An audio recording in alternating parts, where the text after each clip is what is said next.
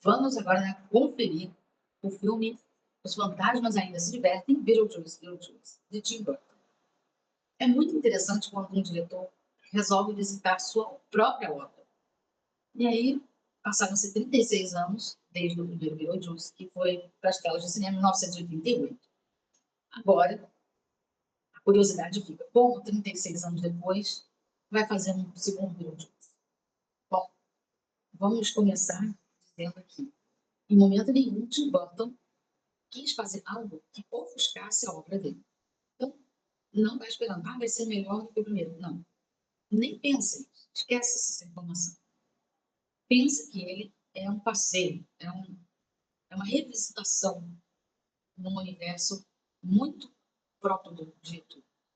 Então, a gente tem aí a volta da equipe que fez o primeiro filme, do elenco original temos três personagens, né? O Beetlejuice, a Lydia e a madrasta Delia, interpretados pelo Michael Keaton, o Winona Ryder e a Catherine O'Hara. E aí tem as novidades, óbvio, né? Que a continuação sempre tem um personagem novo, e tem alguns personagens novos para fazer a trama andar. Então, como fazer a Lídia, a filha dela, Astrid, interpretada por Gina Ortega, que virou uma nova estrelinha do Tim Burton, depois de fazer um sucesso na série Vandinha, e a Catherine O'Hara. Como fazer ela, as três, no mundo dos vivos e passear no mundo dos mortos sem morrer? Aí fica a pergunta. É nisso que a gente vai falar. Bom, para falar, continuar a gente falando sobre essa crítica, esse universo revisitado, já aviso de antemão. Tudo que eu vou falar tem no trailer, mas pode ser que acabe dando um pouquinho de spoiler. Então, fica aí o aviso para aqueles que não viram. Mas para quem viu, pode ver que a casa é sua. Vamos lá? Bora passear um pouquinho de spoiler. Bom, a equipe técnica do Tim Burton. Tim Burton é um diretor que ele prima muito por trabalhar sempre com as mesmas pessoas. Uma coisa ou outra ele varia para experimentar, mas ele gosta de trabalhar sempre com as mesmas pessoas. Então, ele trouxe aquela estética clássica dele. A estética do filme é muito marcante e ficou muito caracterizada em várias diferenças, que é o preto e branco. As listas preto e branco, que é a identidade do Beetlejuice. Então, ele traz de volta esse universo. Ele começa exatamente como começa o primeiro filme. Já entra em uma direção de arte riquíssima, inteligente, porque ela traz um frescor 36 anos depois, sem descaracterizar a obra original. Então, é difícil fazer isso. Assim como os figurinos também foram muito trabalhados para a evolução de cada personagem. E aí a gente tem uma trama que é como eles vão parar no mundo dos mortos e como os vivos encontram os mortos. E aí é que Tim Burton capricha no roteiro. Mas, já adianto de antemão, o roteiro é legal, é interessante, mas ele tem algumas falhas. Então, uma delas vem com a novidade. O que vai movimentar esse filme? A ex-mulher do Beetlejuice, ela é quem começa a movimentação desse filme. Ela volta. Ela está morta no mundo dos mortos. Ela estava espartejada. Mas ela volta.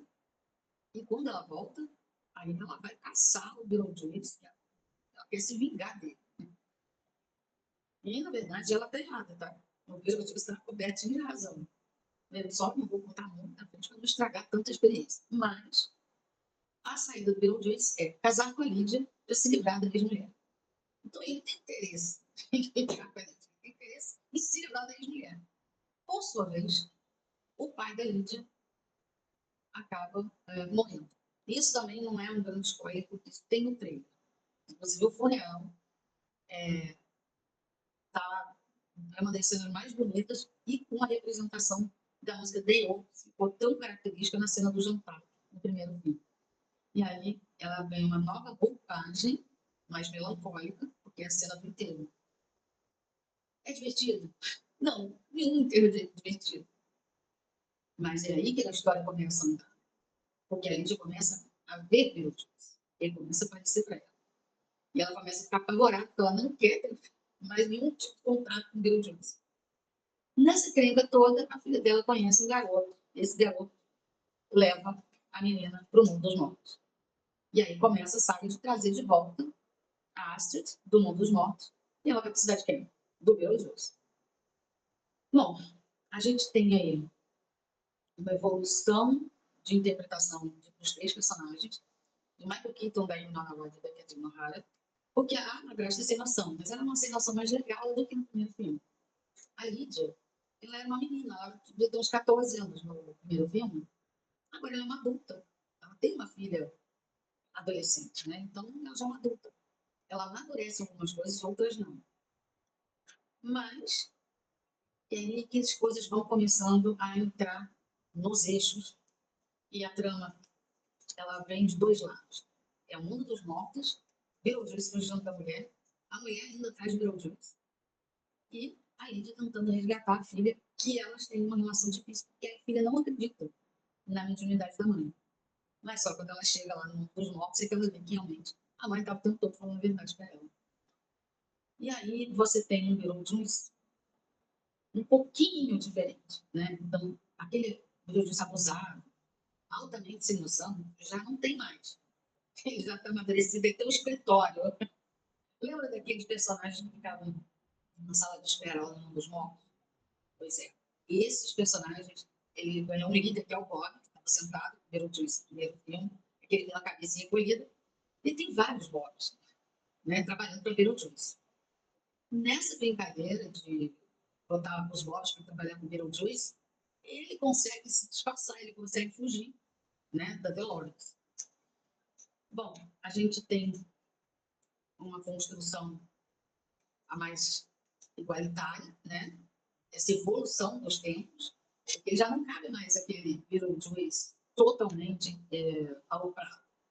Ele é doido, né? Mas agora ele já não é tão aloprado. Ele arranjou uma tarefa, uma função para fazer no mundo dos mortos.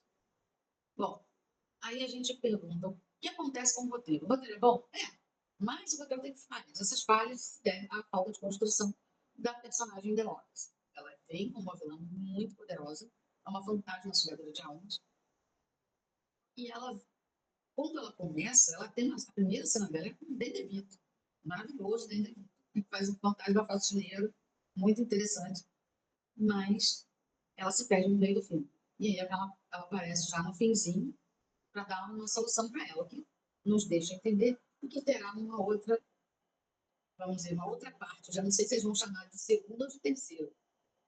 Né? Bom, fica aí uma trilogia. Vamos achar que seja uma trilogia, porque tem uma brecha para um terceiro. Então a gente espera que nesse terceiro esse personagem da Delores seja um pouco mais desenvolvido. Então ela some muito rápido. E aí, se não fosse esse probleminha, né, nessa construção, eu acho que o roteiro ficaria melhor. Temos um menino que é o candidato a namorado da Astrid. Ela acha que ele é real, mas ele não é real, ele é um fantasma. Ele é um fantasma do mal, de que se passando bem do mal. Ele precisa de trocar de lugar com ela para voltar para o mundo dos vivos. Deus me livre, guarda, o bicho era ruim, ele era mau, ele era psicopata. Então não tem condição, não.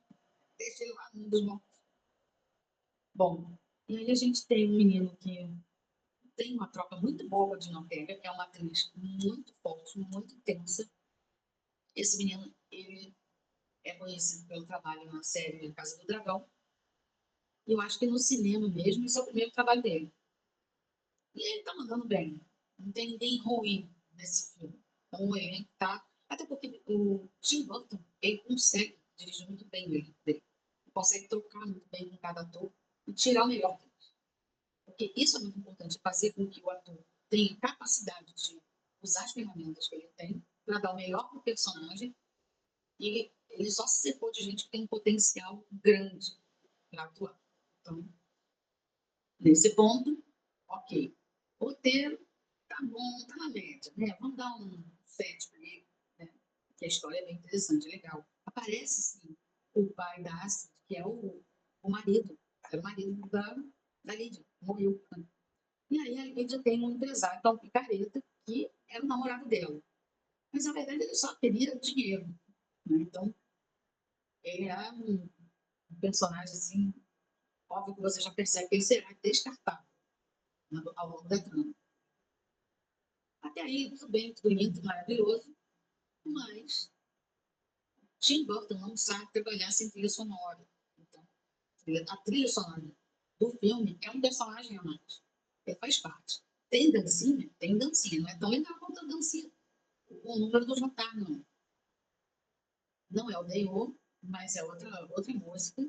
Eu não conhecia também essa música. Então, ela não me pegou tanto.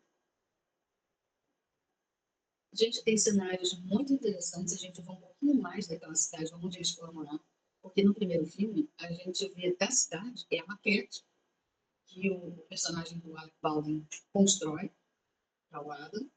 Ele constrói, está de férias, então o passatempo dele é construir lá aquela maquete da cidade. E a gente vê um pouco mais da cidade. Então, assim, eu acho que tinham apenas 2 cenas na cidade e nesse tem mais, né? Então, se for um pouco mais, a gente vê as pessoas, então tem uma coisa interessante aí. A gente tem uma fotografia que trabalha sempre a favor do Tim Burton, porque o diretor de fotografia já conhece a cabeça dele, sabe o que ele quer, ele só de olhar já sabe, então mantém a qualidade da fotografia no mesmo patamar. Não tem nada de novo, de inovador, diferente. Os efeitos são muito legais, mas a gente já esperava, né, que fosse. O primeiro filme, os efeitos, tinha muitos efeitos mecânicos, que eu gosto muito, e eu acho que a gente tem que valorizar muito esses efeitos mecânicos. Não ficar tudo muito digital, muito artificial. Então, esses efeitos mecânicos é que trazem um pouco de alma pra gente, em cima do filme. A montagem é ótima, não tem o que falar. Ele conduz muito bem os momentos, os personagens, entra com ritmo. Você passa aí 1 hora e meia, você nem sente direito o filme. É divertido. É de fazer medo? Não, não é de fazer medo. Quem está falando aqui é uma pessoa medrosa. Então não se preocupe. Tem fantasma, mas não é para assustar ninguém. Você apenas se divertir com eles. No fingir dos ovos, a gente tem aí os fantasmas ainda se divertem em Beetlejuice, revisitando uma obra de forma digna, correta e que pode sim agradar um público novo e ainda trazer de volta os fãs antigos do filme original. De quebra, trazer os fãs novos para revisitar, então, aquele filme de 36 anos atrás. Bora para a sala de cinema conferir. Os 2 filmes estavam passando no cinema. O Beetlejuice, de 88, e o Beetlejuice, de 2024.